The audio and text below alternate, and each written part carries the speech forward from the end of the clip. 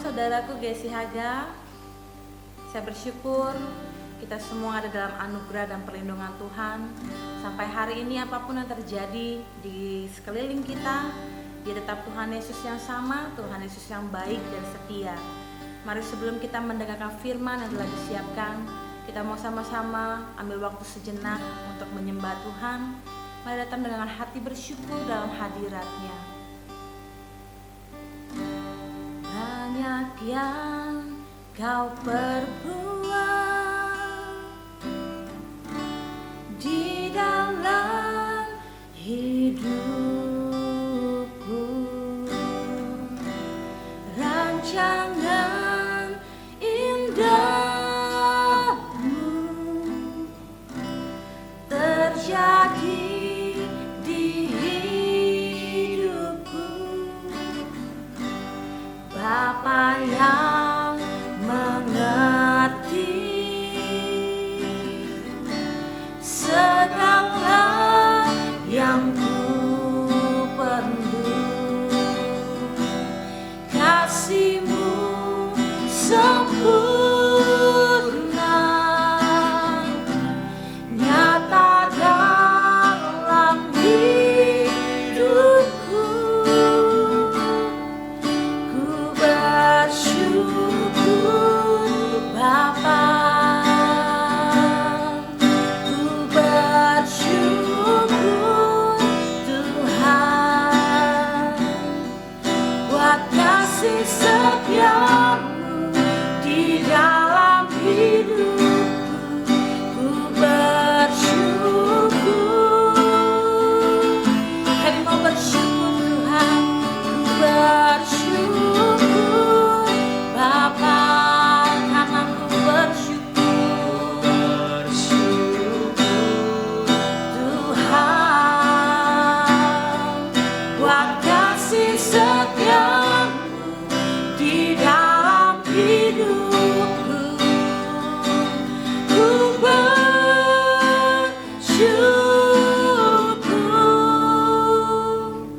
Tuhan. Kami percaya Tuhan, nggak ada satu masa yang nggak bisa kami lewati tanpa Engkau Tuhan. Di masa suka dan duka Engkau ada bersama dengan kami. Dan kami percaya firman-Mu Tuhan, bahwa pencobaan-pencobaan yang datang pada kami nggak melebihi kekuatan kami. Dan biar setiap kami berpegang kepada firman-Mu, setiap kami berpegang kepada janji-Mu Tuhan. Mari kita mau deklarasikan iman kita pada siang hari ini, pagi hari ini. Katakan, tak ada lembah kelam yang tak dapat kulewati. Tak ada lembah kelam yang tak kulewati tanpa hadir-Mu. Dan hatiku tetap kuat di dalam Engkau Tuhan. Hatiku takkan gentar, sebab ku tahu tangan-Mu yang menopangku. Tak ada lembah kelam yang tak kulewati tanpa hadir-Mu. Hatiku takkan gentar, sebab ku tahu tangan-Mu yang menopangku. Engkaulah Yesus, Kaulah Tuhan. Kaulah Yesus, Kaulah Tuhan. Hanya Kau ku percaya. Engkaulah Yesus, Kaulah Yesus, Kaulah Tuhan. Harapan hidupku. Mari kita bersama-sama angkat hati kita. Ku bersyukur Bapa, ku bersyukur Tuhan buat kasih setia-Mu di dalam hidupku. Ku bersyukur, kami mau bersyukur, ku bersyukur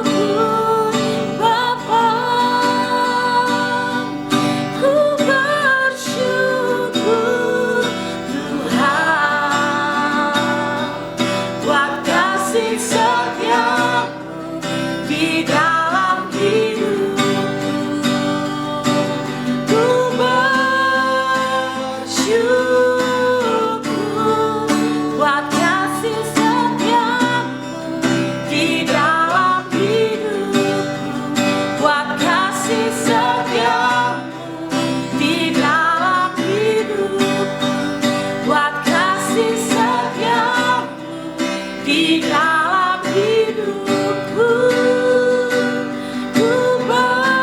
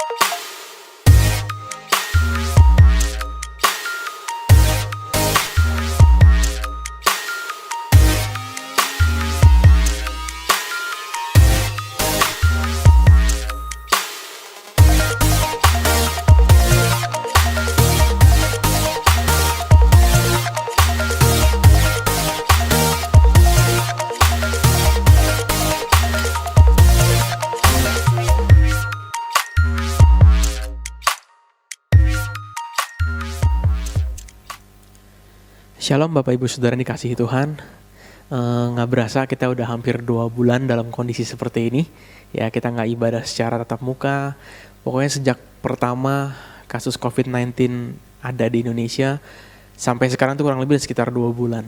Ya, dan mungkin beberapa di antara kita, buat kita ini bukan masa-masa yang mudah. Bahkan mungkin di antara kita ngerasa ini saat-saat yang sulit. Terutama kita mungkin yang berusaha atau kita yang sedang bekerja, kita pasti kena dampaknya. Dan yang lebih mengkhawatirkan lagi, itu adalah kita nggak pernah tahu sampai kapan ini terjadi. Ya, tidak ada satu orang pun yang bisa dengan pasti katakan bahwa ini akan berakhir, katakanlah bulan depan atau 2 bulan lagi.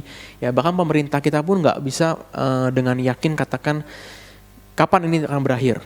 Ya, beberapa waktu yang lalu ada yang bilang pertengahan tahun, ada juga yang bilang sampai akhir tahun. Bapak Ibu bisa bayangkan apa yang akan terjadi kalau misalnya kita masih dalam kondisi seperti ini sampai akhir tahun nanti. Ya, saya percaya banyak banget hal yang berubah, banyak banget hal-hal yang mungkin dulunya kita nggak pernah pikirkan akan terjadi, Bapak Ibu Saudara. Ya, dan saya banyak di antara kita yang pasti bertanya-tanya gitu loh. Mungkin di antara kita ada yang berdoa sama Tuhan, nanya sama Tuhan, Tuhan gimana ini Tuhan, atau Tuhan mau sampai kapan, atau Tuhan gimana nih nanti penyelesaiannya seperti apa ini, kita akan bisa lewatin ini semua seperti apa. Sama seperti saya juga sempat waktu saya lagi saat teduh sama Tuhan, saya sempat doa, saya sempat nanya sama Tuhan, Tuhan gimana nih Tuhan? Terutama waktu saya dengar informasi bahwa pemerintah katakan kemungkinan besar ini akan berlangsung sampai akhir tahun, ya, dan kemungkinan besar sekolah anak-anak akan tetap sekolah dari rumah sampai akhir tahun. Waktu saya saat teduh saya tanya sama Tuhan, Tuhan gimana nih Tuhan? Sampai kapan ini akan kondisi kita akan seperti ini?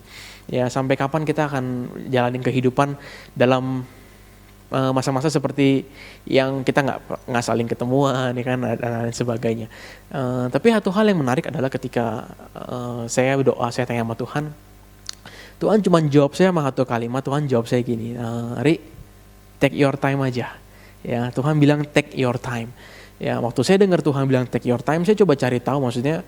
Oke, take your time itu sebenarnya apa sih gitu kan? Ya, take your time itu adalah kalau misalnya kita pelajarin Bapak Ibu Saudara, take your time itu adalah salah satu istilah dalam bahasa Inggris yang dipakai untuk menganjurkan seseorang untuk menggunakan waktu sebaik-baiknya. Jadi kalau kita bilang take your time, itu kayak kita lagi kasih tahu, udah waktu yang ada manfaatin sebaik-baik mungkin. Jadi take your time itu punya 2 arti. Take your time itu punya 2 arti. Yang pertama adalah manfaatkan waktu dengan sebaik-baiknya. Dan yang kedua, take your time itu punya arti perlambat laju atau perlambat kecepatan kita. Ya, take your time. Yang tadinya mungkin kita tuh orangnya mungkin terlalu sibuk, ya kan, mobilitasnya terlalu tinggi. Tapi ketika Tuhan bilang take your time, itu kayak seolah-olah kita kita slow sebentar. Tujuannya apa? Kita benar-benar buka mata, buka telinga, kita benar-benar coba lihat sekeliling dengan baik-baik. Kita benar-benar lihat apa yang terjadi sekitar kita dengan baik, dengan seksama. Tujuannya untuk meminimalisir kesalahan, Bapak Ibu Saudara. Saya jadi ingat satu ayat dalam Alkitab di Pengkhotbah 3 ayat yang ke-1. Ya, ini ayat yang kita semua udah tahu. Ya, Pengkhotbah 3 ayat 1, untuk segala sesuatu ada masanya, untuk apapun di bawah langit ada waktunya. Ayat ini bicara soal di dalam bumi ini, ya, apapun yang terjadi itu ada waktu dan ada masanya, Bapak Ibu Saudara. Bahkan kalau kita lihat ayat yang ke-6, ini menarik sekali. Ayat yang ke-6 dibilang ada waktu untuk mencari, ada waktu untuk membiarkan rugi, ada waktu untuk menyimpan, ada waktu untuk membuang. Ya, Bapak Ibu, berapa banyak di antara kita yang hari-hari itu ngerasa kita lagi rugi? Ya, dengan dampak dari COVID-19 ini, banyak di antara kita yang mengeluh kita lagi rugi. Kita yang berusaha, mungkin yang punya usaha, banyak yang ngeluh rugi. Ya, kita yang bekerja sama, ya, itu pokoknya banyak di antara kita yang lagi ngerasain yang namanya kerugian. Ya, tapi ternyata itu pun, ya, ada waktunya dan ada masanya. Memang ada waktu, memang ada masa di mana kita akan ngalamin yang namanya kerugian, Bapak Ibu Saudara. Jadi, ya, seperti yang Tuhan tadi bilang, yuk mari kita take our time aja deh. Ya, kita nggak perlu khawatir, kita nggak perlu pusing, kita nggak perlu terlalu memikirkan apa yang akan terjadi ke depan, apa yang akan kita lakukan dan lain sebagainya. Ya, kita belajar dari Tuhan. Tuhan bilang take your time. Ya, manfaatkan waktu yang ada sebaik-baiknya. Ada dua hal yang kita mau belajar hari ini, ya, tentang take your time. Yang pertama apa? Yang pertama, waktu kita lagi take our time, kita bisa pakai waktu itu untuk satu. Yang pertama, mengubah perspektif kita. Change our perspective. Ya, perspektif atau sudut pandang itu sangat penting. Banyak orang tuh nggak sadar bahwa sudut pandang itu penting. Cara kita berpikir, cara kita melihat sesuatu itu penting. Karena itu akan menentukan langkah-langkah yang akan kita ambil. Tindakan-tindakan yang kita ambil dalam hidup ini. Kita ambil satu contoh dari seorang nabi yang namanya Yeremia. Ya, Yeremia itu nabi yang dipakai Tuhan untuk menyampaikan nubuatan bahwa bangsa Israel akan masuk dalam pembuangan Babel. Dan itu masa-masa yang gak gampang, masa-masa yang gak mudah. Kita lihat bagaimana awal mula ketika Tuhan manggil Yeremia. Yeremia itu nabi yang luar biasa. Tapi ketika awal mula Tuhan panggil Yeremia itu hampir sama seperti kita. Ya, Yeremia pasal yang pertama, ayat yang keempat sampai ayat yang keenam. Firman Tuhan datang kepadaku bunyinya, sebelum aku membentuk engkau dalam rahim ibumu, aku telah mengenal engkau. Dan sebelum engkau keluar dari kandungan, aku telah menguduskan engkau. Aku telah menetapkan engkau menjadi nabi bagi bangsa-bangsa. Maka aku menjawab, ah Tuhan Allah, sesungguhnya aku tidak pandai berbicara, sebab aku ini masih muda. Ayat ini menggambarkan panggilan Yeremia yang begitu dahsyat, Bapak Ibu Saudara. Ayat 5 bilang gini, ya, aku menetapkan engkau menjadi nabi buat bangsa-bangsa. Ya, Tuhan punya panggilan yang besar buat Yeremia. Sama seperti saya percaya Tuhan punya panggilan yang besar buat kita semua. Terutama di masa-masa sulit, Bapak Ibu Saudara. Kalau kita baca firman Tuhan, kalau kita baca Alkitab, seringkali kita akan temukan di dalam kondisi-kondisi sulit, Tuhan akan pakai satu orang, Tuhan akan panggil satu orang untuk jadi pribadi yang jadi berkat, Bapak Ibu Saudara. Ingat Yusuf ketika Mesir dilanda kelaparan, ada Yusuf di sana. Ya, dan sama ketika orang-orang Israel itu sedang dalam kondisi yang tidak baik, ada Yeremia di sana. Jadi saya percaya Tuhan punya panggilan buat kita semua. Ya, sama seperti Tuhan panggil Yeremia, saya percaya hari ini Tuhan mau panggil kita semua. Tapi berapa banyak di antara kita yang punya respon sama seperti Yeremia. Yeremia bilang gini, Tuhan, aku nih gak pandai bicara, aku nih masih muda. Ya, panggilan Tuhan buat Yeremia adalah menjadi nabi buat bangsa-bangsa. Artinya dia harus bicara di depan banyak orang. Tapi Yeremia bilang, aku gak bisa bicara. Ya, ini yang saya katakan, ini perspektif, Bapak Ibu Saudara. Ini sudut pandang. Sudut pandang Yeremia itu beda sama sudut pandangnya Tuhan. Perspektifnya Yeremia itu beda sama perspektifnya Tuhan. Waktu Tuhan ngelihat Yeremia, Tuhan ngelihat seorang nabi yang akan bicara di hadapan bangsa-bangsa. Tapi ketika Yeremia ngelihat dirinya sendiri, dia ngelihat seseorang yang masih muda dan gak pandai bicara. Orang yang jangankan bicara depan bangsa-bangsa, mungkin bicara di depan sekumpulan orang tuh dia gak berani. Ini perspektif Bapak Ibu Saudara. Makanya kenapa penting banget hari-hari ini, ya waktu kita lagi take our time ini Bapak Ibu Saudara, pastikan perspektif kita sama kayak perspektif Tuhan. Karena kita nggak pernah tahu bahwa di dalam kondisi sulit seperti ini, Tuhan tuh lagi mau panggil kita, Tuhan tuh lagi mau bekerja dalam hidup kita, Tuhan lagi pengen pakai kita untuk jadi berkat buat sekeliling kita Bapak Ibu Saudara. Tapi kalau perspektif kita nggak sama Tuhan, ya kita kan seperti Yeremia ketika dia bilang, Tuhan aku nih nggak pandai bicara, aku nih masih muda. Ya, jadi gimana caranya kita bisa menyamakan perspektif kita sama perspektifnya Tuhan? Ya, Bapak Ibu Saudara cuma satu caranya. Ya, saya katakan kita hanya bisa mengubah perspektif kita itu lewat firman Tuhan. Ya, izinkan firman Tuhan itu yang membentuk perspektif kita. Izinkan firman Tuhan yang membentuk cara pikir kita tentang diri kita sendiri. Ya. Karena firman Tuhan adalah cara pikir Tuhan tentang kita Bapak Ibu Saudara. Ya, kalau kita lanjut baca ayat yang berikutnya, di ayat yang ke-7 sampai ayatnya yang ke-10, kita akan temukan apa jawab Tuhan. Ya, bagaimana Tuhan tuh mengubah perspektif Yeremia lewat firman-Nya Bapak Ibu Saudara. Ayat yang ke-7, tetapi Tuhan apa? Berfirman kepada Yeremia, janganlah katakan aku ini masih muda, tetapi kepada siapapun engkau kuutus haruslah engkau pergi, dan apapun yang kuperintahkan kepadamu haruslah kau sampaikan. Ayat yang ke-8, janganlah takut kepada mereka, sebab aku menyertai engkau untuk melepaskan engkau, demikianlah firman Tuhan. Yang pertama Bapak Ibu Saudara, ketika firman Tuhan sampai kepada Yeremia, ya Tuhan bicara soal yang namanya posisi. Sebelum Tuhan membentuk perspektifnya Yeremia, Tuhan ingatkan kembali soal yang namanya posisi. Ya, ayat ke-7 sama ayat ke-8 itu bicara soal posisi. Posisinya Tuhan dan posisinya Yeremia. Kalau kita lihat ayat 7, ini posisi Yeremia. Tuhan bilang kepada siapapun engkau kuutus haruslah engkau pergi. Artinya apa? Posisi Yeremia adalah posisi di mana ketika Tuhan bicara A, lakukan A. Ya, itu posisi Yeremia, itu posisi kita Bapak Ibu Saudara. Kita bukan dalam posisi yang kita menentang apa yang Tuhan katakan. Kita bilang kita nggak bisa, kita nggak mampu. Makanya Tuhan bilang jangan katakan aku masih muda. Tapi kemanapun aku suruh engkau pergi, engkau harus pergi. Itu posisi kita, ingat. Kita adalah hambanya Tuhan. Artinya apa yang Tuhan perintahkan, percaya, lakukan Bapak Ibu Saudara. Dan ayat yang ke-8 itu bicara soal posisinya Tuhan Bapak Ibu. Ayat 8 bilang jangan takut kepada mereka sebab aku menyertai engkau untuk melepaskan engkau. Ini bicara soal posisinya Tuhan. Di mana Tuhan berada ketika dia mengutus kita.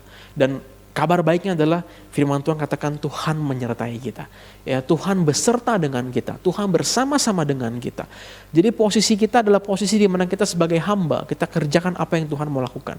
Dan ingat, posisi Tuhan adalah dia menyertai kita Bapak Ibu Saudara. Artinya, dia akan memampukan, memperlengkapi kita semua. Jadi yang pertama lewat firman-Nya, Tuhan ubah perspektif Yeremia dalam hal posisi. Ya. Dan yang kedua, di ayat yang ke-8 dan ayat yang ke-9. Ayat yang ayat ke-9 dan ayat ke-10, maaf. Ayat ke-9, lalu Tuhan mengulurkan tangannya dan menjamah mulutku. Tuhan berfirman kepadaku, sesungguhnya aku menaruh perkataan-perkataanku ke dalam mulutmu. Ayat yang ke-10, ketahuilah pada hari ini aku mengangkat engkau atas bangsa-bangsa dan atas kerajaan-kerajaan untuk mencabut dan merobohkan, untuk membinasakan dan meruntuhkan, untuk membangun dan menanam. Kalau tadi yang pertama Tuhan bicara soal posisi, maka yang kedua Tuhan bicara soal posesi teman-teman. Ya, posesi atau kepemilikan. Ya, Tuhan berusaha untuk menjelaskan, membukakan kepada Yeremia apa yang dia miliki dalam Tuhan. Ayat yang ke-9 Tuhan bilang, aku taruh firmanmu, aku taruh perkataan-perkataanku ke dalam mulutmu. Aku taruh firmanku ke dalam mulutmu. Sebagai seorang yang berbicara kepada banyak orang, sebagai seorang nabi, Tuhan pastikan gini, dalam mulut Yeremia ada firmannya Tuhan. Ya, Yeremia memiliki firman Tuhan yang sama kuasanya dengan firman Tuhan yang ada di mulut Tuhan sendiri Bapak Ibu Saudara. Ya, ini adalah apa yang dimiliki sama Yeremia. Dan yang kedua, dibilang aku angkat engkau atas bangsa-bangsa. Ya, engkau bisa mencabut, merobohkan, membinasakan, meruntuhkan, membangun, menanam. Ini bicara soal kuasa. Ini bicara soal hak. Tuhan ingatkan kepada Yeremia bahwa aku kasih engkau kuasa. Aku kasih engkau hak untuk melakukan apa yang aku hendaki engkau untuk lakukan. Jadi kalau tadi yang pertama bicara soal posisi, yang kedua bicara soal posesi, apa yang dimiliki. Sama seperti kita hari-hari ini. Waktu Tuhan panggil kita, saya percaya Tuhan mau ajarin kita posisi kita di mana. Ya. Dan Tuhan mau ajarin kita apa yang kita miliki dalam Tuhan. Ya, bahwa kita punya kuasa, kita punya firman yang sama dengan ada di mulutnya Tuhan sendiri, Bapak Ibu Saudara. Luar biasa bukan? Ya, dan akhirnya firman inilah yang mengubah Yeremia. Ya, Yeremia yang tadinya mungkin pemalu, dia minder, dia nggak yakin. Tapi ketika dia dengar firman Tuhan ini, dia jadi seorang nabi yang luar biasa. Bahkan jadi nabi yang mungkin salah satu nabi terbesar, Bapak Ibu Saudara, dalam sejarah Alkitab. Ya, itu Yeremia. Jadi waktu hari-hari ini, ya waktu kita lagi take our time, yuk kita ubah perspektif kita yang pertama. Ya, lewat apa? Lewat firman Tuhan. Sekali lagi izinkan firman Tuhan yang membentuk perspektif kita. Ya, saya percaya bahwa ada satu cara pikir yang harus kita ubah. Daripada kita ngelihat kondisi seperti ini nggak baik, nggak makin baik. Kenapa kita nggak berpikir bahwa Tuhan, apa yang Engkau mau aku lakukan di tengah-tengah kondisi yang sulit seperti ini? Tuhan mau aku jadi berkat dalam hal apa? Mungkin Tuhan mau panggil kita jadi berkat buat keluarga kita dalam hal yang kecil lah, dari keluarga kita dulu. Ya, gimana mungkin kehadiran kita itu bisa menguatkan orang tua kita, mungkin mereka stres, mungkin mereka dalam kondisi terjepit dan lain sebagainya, atau saudara-saudara kita, atau bukan orang-orang lain sekitar kita. Ya, saya selalu percaya bahwa di tengah-tengah kondisi sulit Tuhan itu mau pakai kita sebagai anak-anaknya untuk jadi berkat, jadi orang-orang yang berbeda sama dunia. Tapi itu harus dimulai dengan apa? Kita harus ubah perspektif kita dulu. Jangan sampai kita ngelihat diri kita hanya sebatas diri kita melihat kita sendiri. Kita harus mulai ngelihat diri kita sebagaimana Tuhan melihat kita. Mari ubah perspektifmu. Yang kedua, yang bisa kita lakukan adalah setelah kita mengubah perspektif kita, ya mari kita mulai ubah yang namanya habit kita. Change your habit. Ya, ubah habit, ubah perilakumu. Ya, Bapak Ibu Saudara, hari-hari ini saya temukan ada satu habit yang hilang, ya, yang hilang dari kita semua. Ya, itu adalah habit untuk mengucap syukur, Bapak Ibu Saudara. Ya, memang nggak mudah banget kita mengucap syukur dalam kondisi seperti ini. Tapi percayalah itu perlu dan itu penting, Bapak Ibu Saudara. Coba kita lihat Habakuk pasalnya yang ke-3. Kalau tadi yang pertama kita belajar dari seorang nabi yang bernama Yeremia, sekarang kita mau belajar dari seorang nabi yang bernama Habakuk, yang kondisinya kurang lebih hampir sama seperti Yeremia.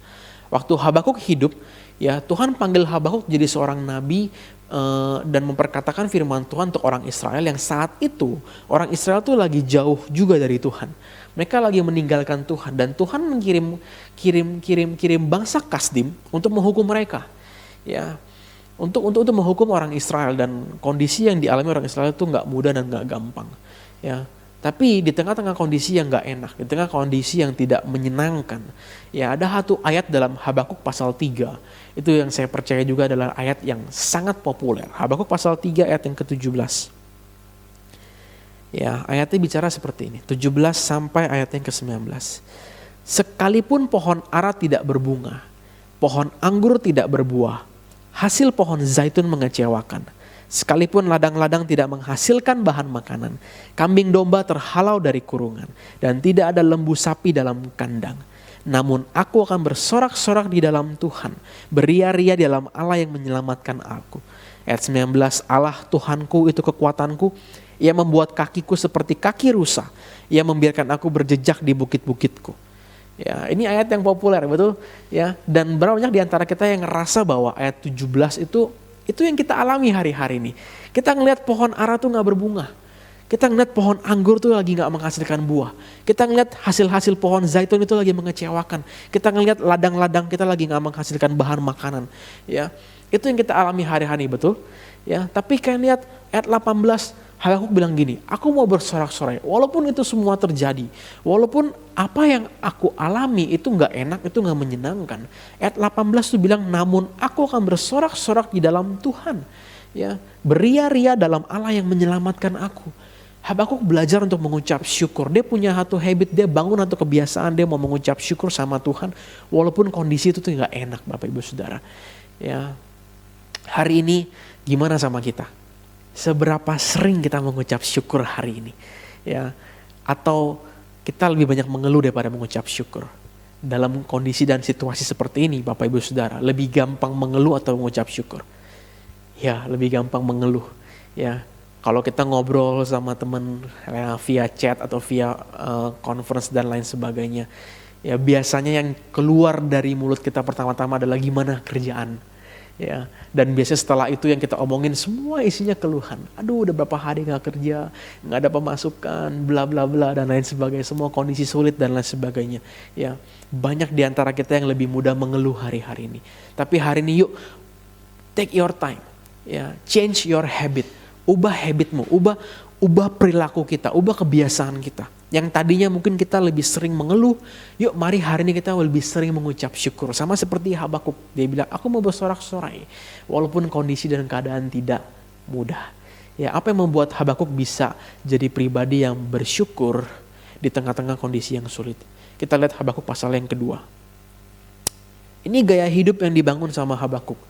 Habakuk pasal 2 ayat yang pertama. Aku mau berdiri di tempat pengintaianku dan berdiri tegak di menara. Aku mau meninjau dan menantikan apa yang akan difirmankannya kepadaku dan apa yang akan dijawabnya atas pengaduanku. Ini yang dibangun sama Habakuk, Bapak Ibu Saudara. Ya, dia membangun satu gaya hidup di mana dia menanti-nantikan Tuhan. Di mana dia menyiapkan waktu, menyediakan waktu yang terbaik. Ya, dia katakan aku mau berdiri di tempat pengintaian. Aku mau berdiri di atas menara. Dia posisikan diri dia sebagai seorang prajurit yang sedang mengintai, Bapak Ibu Saudara. Dan di masa itu, ketika seorang prajurit sedang dalam menara pengintaian, dia gak mungkin dalam kondisi santai. Dia gak mungkin dalam kondisi sedang berleha-leha. Tapi dia akan selalu dalam keadaan waspada. Dia akan dalam keadaan konsentrasi, dia akan dalam keadaan fokus, Bapak Ibu Saudara. Sama seperti Habakuk, dia bilang gini, aku mau menantikan Engkau Tuhan, tapi aku mau menantikan Engkau dengan kondisi sikap hati yang serius, ya, sikap hati yang benar-benar fokus, yang benar-benar tertuju sama Tuhan, ya. Firman Tuhan itu pasti bisa ngubah habit kita, Bapak Ibu Saudara. Itu pasti. Tapi yang jadi persoalan gini, apakah kita menantikan firman Tuhan sama seperti Habakuk menantikan firman Tuhan? Kalau kita mau jujur hari-hari ini tuh ada satu hal yang tiba-tiba tuh hampir dimiliki sama semua orang. Itu namanya waktu. Ya, kalau sebelum COVID-19 ini merebak, Bapak Ibu Saudara, banyak orang tuh yang bisa bilang, gue gak punya waktu. Ya, hey saat teduh yuk, aduh gak ada waktu, ya kan? Ayo ke gereja yuk, aduh gak ada waktu. Ayo sembah Tuhan yuk, doa yuk, aduh gak ada waktu. Ya, dulu orang bisa bilang gak ada waktu. Tapi Bapak Ibu Saudara, hari-hari ini waktu itu melimpah dalam hidup kita. Kita gak bisa bilang gak ada waktu. Ya, justru malahan tuh diantara kita banyak yang bingung mau ngapain untuk menghabiskan waktu. Ya, saking melimpahnya waktu dalam hidup kita. Nah, yang jadi pertanyaan gini, saat kita punya waktu yang melimpah, apakah kualitas kita dalam mencari Tuhan itu bertambah? Atau sama aja? Atau malah berkurang, Bapak Ibu Saudara? Kalau kita mau punya habit yang berbeda, kita harus mulai bangun gaya hidup, kita harus mulai bangun mesbah dengan cara yang berbeda, Bapak Ibu Saudara. Seperti yang tadi saya katakan, firman Tuhan itu pasti ngubah habit kita. Tapi persoalannya seberapa kita rindu untuk mencari firman Tuhan dalam hidup ini. Sama seperti Habakuk, dia bilang aku mau berdiri di atas menara pengintaian. Ya, aku mau fokus, aku mau benar-benar habisin waktuku untuk mencari Tuhan. Firman Tuhan tuh gak bisa datang waktu kita lagi santai-santai leha-leha, kita lagi nonton TV, ya kan, lagi apa. Kita harus serius, Bapak Ibu Saudara. Kita harus cari dengan serius, kita harus siapin waktu yang berkualitas sama Tuhan. Dan ketika itu terjadi, maka saya percaya firman Tuhan datang kepada kita. Dan yang pertama, perspektif kita berubah.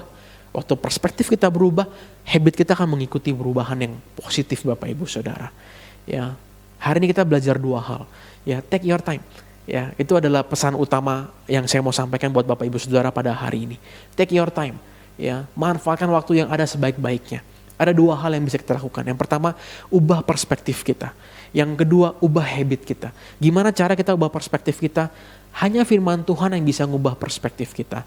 Izinkan perspektif kita, cara kita berpikir, cara kita memandang itu dibentuk sama firman Tuhan. Ya, ingat yang tadi, ya, terutama dalam hal posisi dan posesi tadi, Bapak Ibu Saudara. Dan yang kedua, Kita change habit kita, ubah habit kita, ya, terutama dalam hal mengucap syukur. Dan kita bisa mengubah habit kita waktu kita hidup dalam firman Tuhan. Dan kita mesti, kalau kita mau dapat firman Tuhan, kita harus sungguh-sungguh mencari Dia. Kita nggak bisa cuma luangin waktu sedikit seadanya, waktu sisa, dan kita berharap Tuhan bicara sama kita. Enggak, kita harus seperti Habakuk. Aku mau berdiri di menara pengintaian. Mulai hari ini bangun kembali mesbahmu. Mari bangun kembali hubunganmu sama Tuhan. Maka engkau akan bisa ngelihat perspektifmu berubah dan habitmu berubah. Dan ketika perspektifmu berubah, habitmu berubah, saya percaya waktu yang ada ini tuh bukan waktu yang lewat dengan sia-sia, Bapak Ibu Saudara. Ya, nggak ada satu orang pun yang akan menyalahkan kita kalau kita mengeluh. Ya, kondisi ini memang susah, kondisi memang sulit. Yang nggak ada orang yang akan nyalahin kita. Ya, tapi masa iya sih kita mau habisin waktu ini untuk mengeluh? Ya, apa yang akan kita mau ceritakan kepada generasi selanjutnya, teman-teman? Apa yang kita mau ceritakan kepada anak cucu kita mungkin di tengah-tengah masa pandemi COVID-19 ini? Ya, saya percaya ini akan lewat. Tapi saya mau katakan teman-teman, Bapak Ibu Saudara, saya katakan setelah ini semua lewat, ya, kita akan lihat perbedaannya. Orang-orang yang selama masa-masa ini menghabiskan waktu bersama dengan Tuhan dan orang-orang yang enggak tuh akan ada kelihatan perbedaan yang Bapak Ibu Saudara. Pertanyaannya, Anda mau jadi orang yang mana? Ya, sekali lagi mengeluh itu nggak akan ada orang yang salahin kalian kayak waktu kalian mengeluh dalam kondisi seperti ini. Ya, tapi masa iya kita mau lewatin masa-masa ini hanya dengan mengeluh? Ingat Bapak Ibu Saudara, ini udah bulan Mei, ya udah bulan 5. Ya, pertanyaannya selama 5 bulan ke belakang apa yang udah kita lewatin? Ya, dan kita nggak tahu sampai kapan kita akan lewatin ini semua. Ya, jadi pertanyaannya hari ini, yuk mau nggak Bapak Ibu Saudara? Take your time. Ya, kita ubah perspektif kita ubah habit kita, ya, dan kita akan ngelihat, kita punya cerita yang akan kita ceritakan kepada generasi setelah ini selesai, Bapak Ibu Saudara. Dan saya percaya ketika ini selesai, kita akan jadi pribadi yang makin hari, ya, makin lebih daripada pemenang. Ya, saya tahu ini bukan masa-masa yang mudah, ya, tapi ingat semua ada waktunya, ya, dan biar kita pakai waktu ini sebaik-baik mungkin. Biar kita semua bisa mengubah perspektif kita dan mengubah habit kita semakin serupa dengan Tuhan. Sebelum saya tutup, saya mau ajak kita semua untuk berdoa, ya, untuk firman Tuhan yang sudah kita dengar. Mari kita berdoa sama-sama. Tuhan, terima kasih untuk hari ini Bapa. Terima kasih buat pesan-Mu bagi setiap kami di tengah-tengah masa pandemi COVID-19 ini Tuhan. Mari ajar setiap kami untuk take our time. Kami mau memakai waktu yang ada dengan sebaik-baiknya Tuhan. Kami gak mau izinkan waktu ini lewat begitu aja. Tapi kamu mau belajar sesuatu dari Tuhan lewat waktu-waktu dan masa-masa seperti ini Tuhan. Karena kami tahu Engkau gak pernah berhenti mengajarkan kami. Engkau gak pernah berhenti memperlengkapi kami. Dan kami berdoa hari ini Tuhan, kami mau belajar untuk mengubah perspektif kami. Sama seperti Tuhan melihat kami. Bukan hanya sekedar bagaimana kami melihat diri kami sendiri. Kami tahu Tuhan, setiap kami Tuhan mau pakai untuk jadi berkat di tengah-tengah masa sulit seperti ini Tuhan. Oleh karena itu, mari ubah perspektif kami dengan firman-Mu Tuhan. Biar firman-Mu terus berbicara dalam hidup kami. Mengubah cara pikir kami Tuhan.